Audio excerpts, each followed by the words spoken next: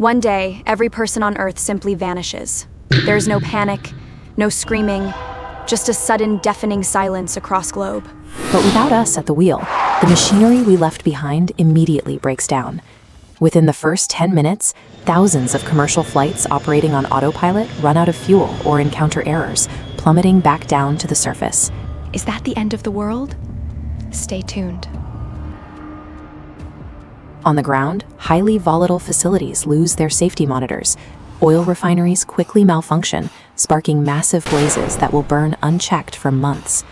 Our highly engineered infrastructure is completely dependent on constant human supervision. Without our steady hands, the systems we built to sustain our civilization instantly turn into destructive hazards. The breakdown rapidly spreads below the surface. Deep underground, hundreds of automated drainage pumps protecting our cities from groundwater fail in a matter of days. Water quickly breaches the walls of major transportation hubs in London, Moscow, and New York. The sprawling subway networks we relied on every day become dark, submerged tombs. Above ground, the clock is ticking on our emergency power. By the end of the first week, the backup generators running hospitals, servers, and safety systems consume their final drops of diesel. When those engines quiet, the global power grids collapse. The glowing beacons of human commerce, the vibrant strips of Las Vegas and Tokyo, shut down completely. The artificial light we engineered to conquer the night is permanently extinguished. Earth enters a state of true, uninterrupted darkness for the first time in centuries. Without humans pumping cooling water through their cores, nuclear power plants inevitably overheat. Reactors melt down, expelling toxic ash and rendering entire regions uninhabitable for wildlife. Massive water management systems face a similar fate. Concrete structures holding back colossal reservoirs eventually buckle and shatter under the unmanaged weight of natural rivers, flooding entire valleys. In the suburbs, our homes turn into hunting grounds. House cats and golden retrievers that survive the initial collapse strip away thousands of years of domestication, forming feral packs to become the new apex predators of the neighborhood. Plant life surges back into the concrete. Aggressive weeds and non-native species burst through the asphalt, wrapping around streetlights and swallowing the roads we paved.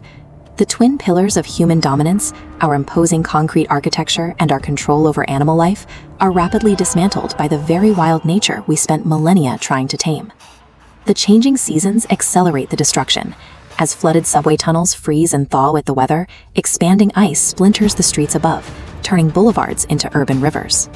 Deep inside our skyscrapers, unmaintained pipes leak and pool. Support beams rot away, and tension steel cables meant to hold up massive bridges slowly rust, groan, and eventually snap. Within 200 winters, the structural integrity of our most impressive feats of engineering fails. The tallest towers we built buckle under their own massive weight and crash to the earth.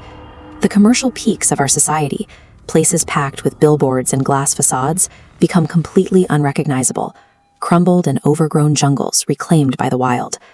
The massive cities we viewed as permanent fixtures were incredibly fragile.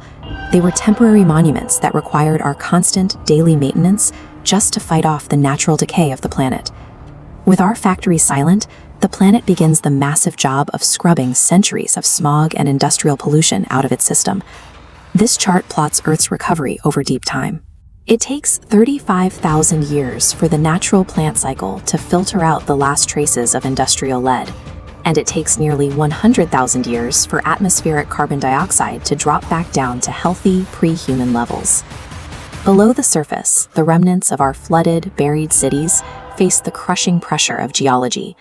Over millions of years, plastics and crushed concrete compress into strange, artificial rock layers known as technofossils. The only things that survive the relentless march of deep time above ground are the objects we carved directly into unyielding stone.